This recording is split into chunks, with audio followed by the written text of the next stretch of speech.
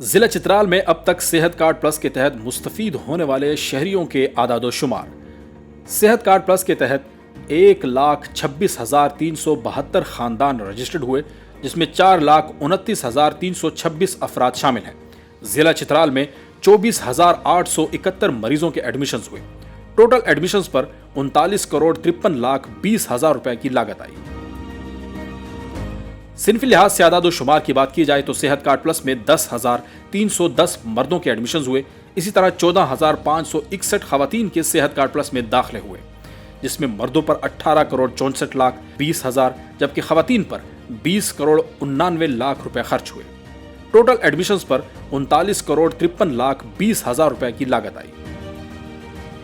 صحت card plus میں 60 سال سے زائد افراد کی اعداد و شمار کی بات کی جائے تو 8,636 شہریوں کے داخلے ہوئے، جن میں مرد حضرات کی تعداد 5,032 جبکہ خواتین کی تعداد 3,604 تھی، جس میں مردوں پر 9,29,40,000 روپے کی لاگت آئی جبکہ خواتین پر 5,44,10,000 روپے خرچ ہوئے اور مجموعی طور پر 14,73,50,000 روپے کی لاگت آئی۔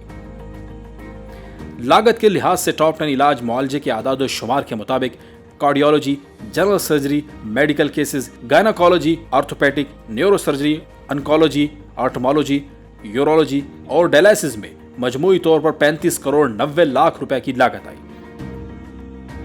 ضلع چترال کے 4 ہسپتالوں میں صحت کارڈ پلس سے مستفید ہونے والے شہریوں کے داخلے اور ان پر آئی لاگت کے اعداد و شمار ملاحظہ کریں۔ ضلع چترال کے 4 ہسپتالوں میں مجموعی طور پر 19,082 شہریوں کے ایڈمیشنز ہوئے اور اس پر 18,57,30,000 روپے کی لاگت آئی۔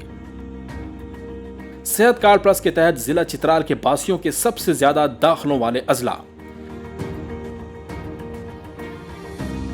حکومت خیبر پختونخوا کا عزم، صحت کی مفت سہولیات ہر گھر کی دہلیز پر۔